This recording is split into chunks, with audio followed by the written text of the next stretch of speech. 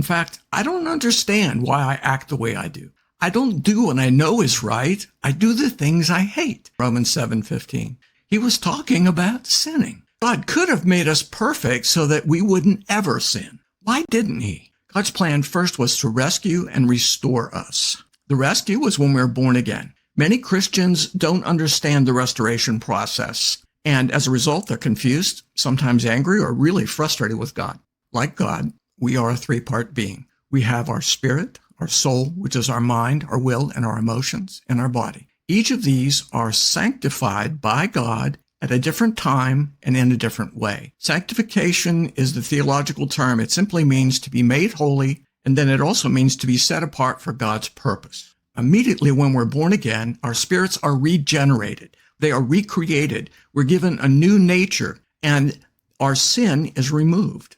Jesus paid the price for our sin. When God looks at us, he sees Jesus' perfection. This is the Christian concept of grace and forgiveness. God allowed Jesus to die so we don't have to. The second part, or second sanctification, is not immediate. Many of us found that out. Our souls, our minds, our wills, and emotions. This is a process that happens over time.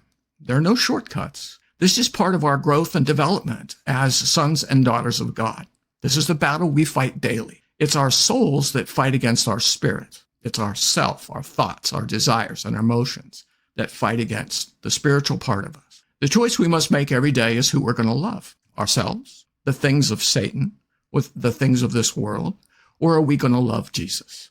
The third part of sanctification is our bodies. God sanctifies our bodies when we get to heaven by giving us new bodies. Our bodies are not sanctified here on the earth. So the answer to the question, why? Why does God allow this process to happen, knowing that we're going to sin, we're going to fail, we're going to struggle?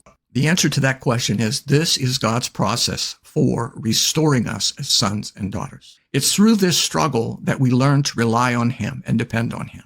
It's through this struggle that we learn to love and overcome self, Satan, and sin. Love is a choice, and it's a choice that must be made again and again and again. The battle to make our souls, our minds, wills, and emotions fully God's is how we learn to love.